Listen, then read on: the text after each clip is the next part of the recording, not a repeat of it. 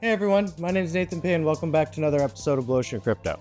So just a quick one for you today, but I want to talk about the Ruby that's coming out for all the new players that reached the subsequent HQ levels. This was part of the new player rewards that Mobia did. And I just want to show you guys how much they were actually earning again, per HQ, because you can kind of do some rough estimates and figure out roughly how many players this is. But yeah, without further ado, let's jump right in. I want to play. Okay, so first off, they talk about how they're in the process of releasing the 440,000 roughly Ruby as new rewards for people upgrading for HQ 3, 5, and 7. And that's not it. The level reward NFTs will follow shortly. Now, it's really interesting that they didn't give people who already leveled up these NFT rewards. That makes no sense to me, but I mean, they're not worth anything, so it doesn't really matter. I mean, if they are tradable, sure, I'll pick up the set just because I don't have the set.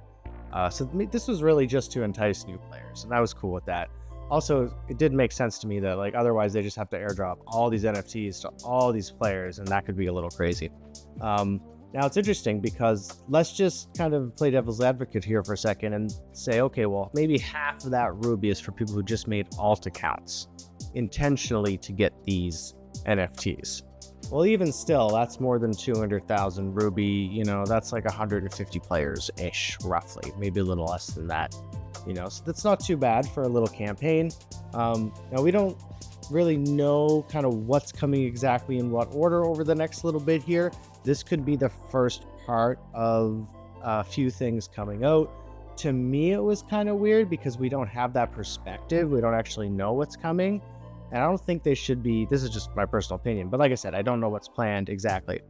Give us features. Doesn't make sense to be recruiting new players. The game's not complete, right? Nobody wants to just be farming resources. That's always been the most boring part of a base builder game. It's kind of necessary to do that, to farm resources and build your base to compete in wars and the other features and events. And we know Ruby Battles is dead. That unless they fix that game mode, it's just no one's gonna play it anymore.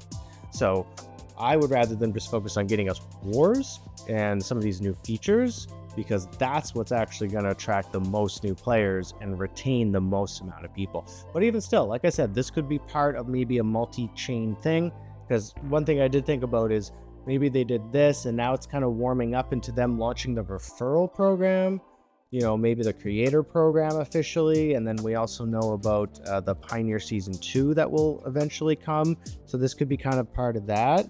So if I think about it in that perspective, it does make sense. They kind of did this to kind of warm us up, to lead it into it. But even still, until we have that roadmap, we're not entirely sure.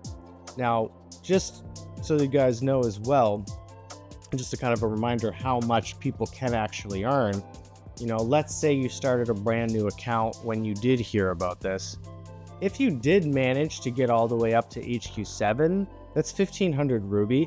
The chances that you went from HQ 1 new account all the way to 7 in just the little amount of time they did this is very slim to none, unless you paid real money and a bunch of Sapphire.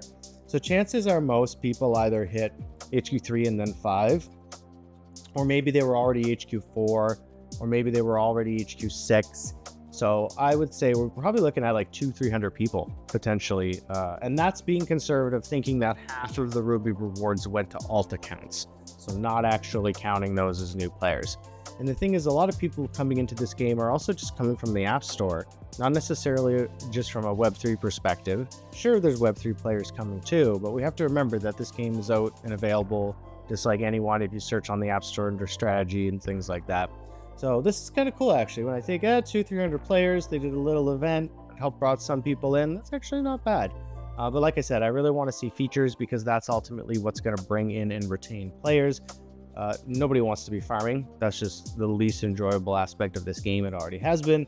It's always kind of been a necessary evil in base builder games because you got to progress your base. But yeah, it was cool that they're doing this. It's been a little quiet, so really this is the only thing we've kind of seen them do over the last little bit, so I want to get you guys up to speed on that. Like I've said, maybe 200-300 new players, so that's cool too. But yeah, thanks so much for joining us today. Really appreciate being a subscriber to the channel. It makes a big difference. Do me a favor and smash that like button, and we'll see you all in the next video. Cheers.